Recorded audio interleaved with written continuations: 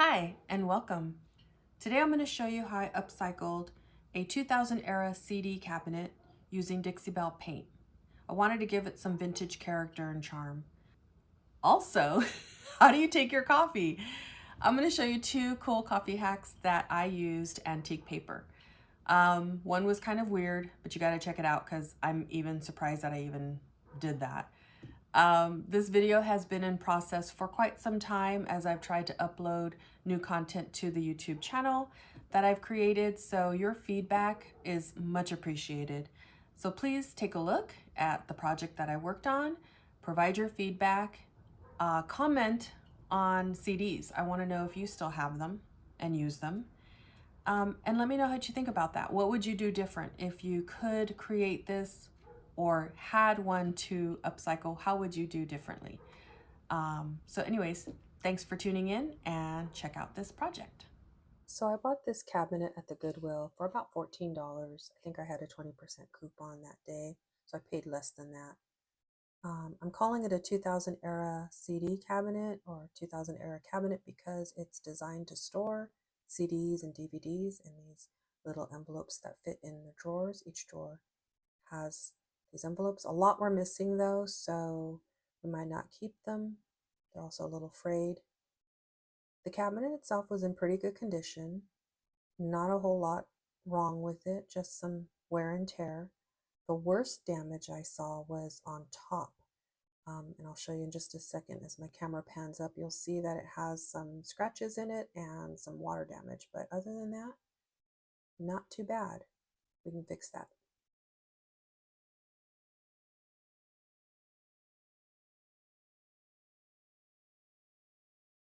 So for cleaning and prep, pretty much just empty it out and remove the hardware so I can give it a good cleaning. That's pretty much all I did here. It was about at this moment though I realized I didn't have a cup or a box or anything to put the hardware in, so there I am looking to see where am I going to put this stuff.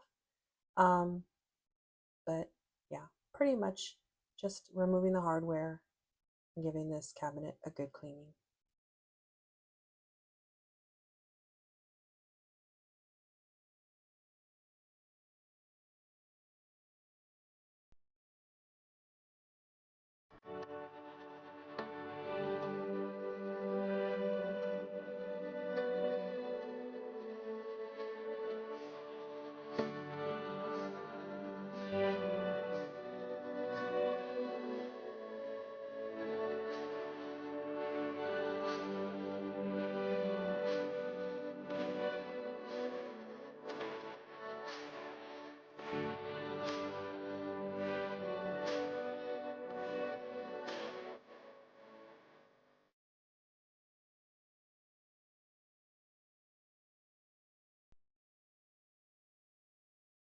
I just need to take care of these scratches.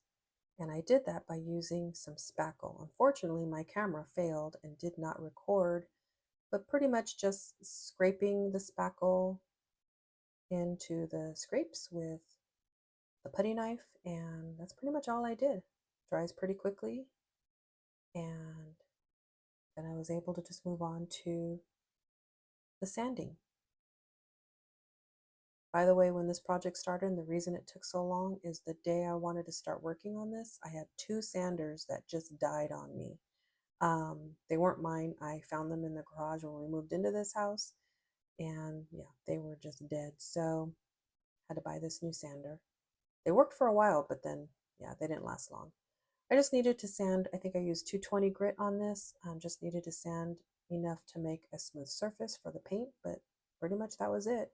I left the rest of the cabinet alone. The paint that I'm using does not require you to sand. I'm only sanding, again, because I needed to smooth out the surface, get those scratch marks out so they wouldn't peek through the paint, and then smooth down the damage for a good painting surface. And that's about it.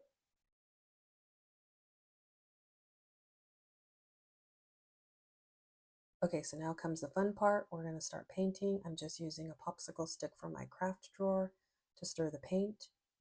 And I don't really need to give too much instruction on this.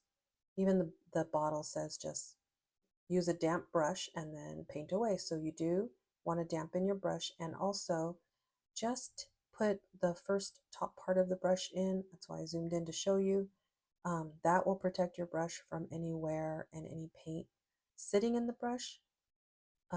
It's thick enough to hold a lot of the product on top of the brush, so when you apply it to the product or your item and just drag it, it's going to pull all that paint onto the surface. So I basically just dipped a little bit and then just did the drag and pull, and that was it.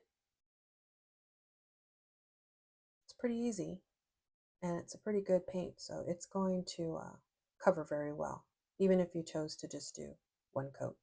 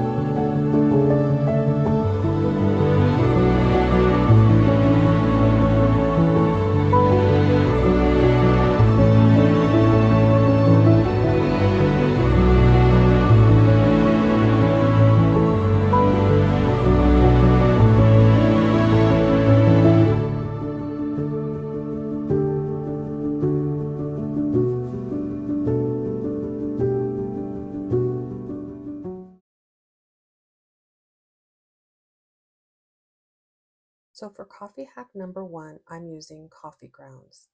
I just had this thought that if I submerge the paper in the grounds and let them rest in the coffee grounds, that would be enough to dye them. Really not sure if this is going to work, but we're going to go for it. I dumped the coffee grounds into a rectangular tray and then just scooped the grounds onto the paper. Wasn't quite as easy as I thought it would be. I'm just basically going to layer them like kind of like a cake. You'll see in a second, I'm just layering the paper and trying to scrape the grounds over them, and then I got tired of that, so I got the coffee filter, dabbing the coffee on and doing, whatever I could to get that coffee into the paper. It seemed to be a pretty lengthy process. I edited a lot out of this, guys. It took quite a while to get this coffee on there, and then I just pulled out the paper and scraped off the grounds, and that was about it. I'm going to do this about 4 more times, so let's speed this up.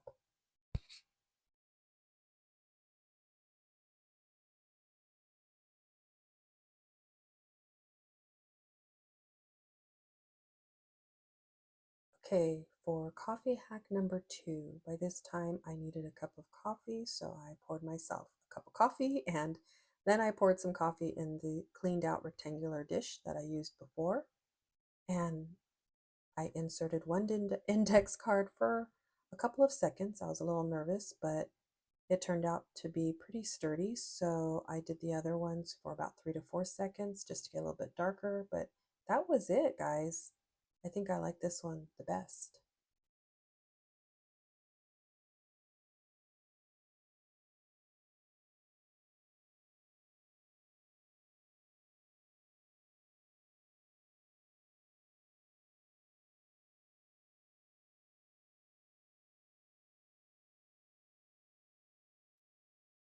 It's looking really well. I went for a more of a smoother line than the rough rustic look. Um, I don't know what else to call it, but I wanted a smooth finish. I thought that that would make this cabinet kind of pop in the character and the charm of this cabinet, but it looks really well. And I wanted to share with you the products that I'm using. Again, the Dixie Belle mineral paint in colored green. That's what I'm using. It works really well. And in the painting of the first coat, and I showed how I was going to be very considerate of only putting the first part of the brush in the paint. And it really works out because look how clean it comes out. When you invest in brushes, the best way to take care of them is just get a little bit of the brush in the paint, spread the paint on, and then put it just under the faucet. I had just lukewarm water hitting the faucet, I'm hitting the brush, and it cleaned out really well. And then I did the second coat, did the same process, and my brush should last for a while. The concept is these bristles, these are natural bristles in a wooden stem. And so soaking that in paint, getting the paint in the middle there, it's going to stick, it's not going to come out. And you don't want to embed this in water because then that just, it's going to compromise the bristles holding on to the brush. So that's just a tip I wanted to share with you that I learned when I took a painting class recently. You just want to use just the top part of that.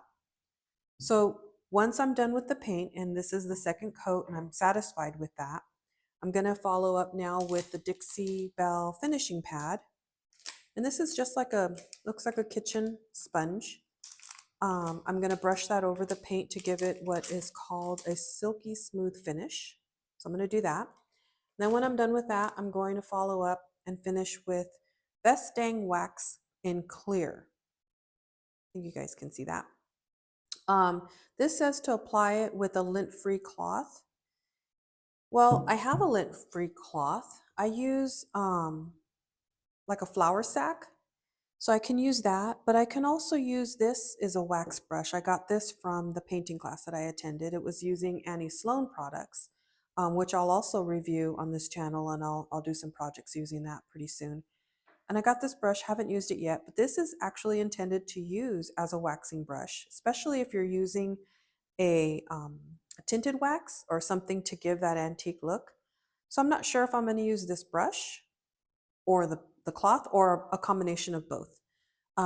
What I'm thinking is I might be able to use this brush and then use the cloth to wipe off any excess and give it that finished look.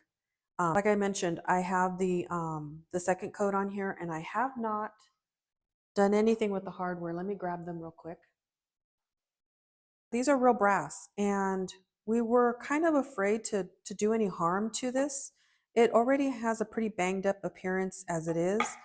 I just couldn't see myself damaging what is clearly solid brass. So for now, I'm leaving them alone.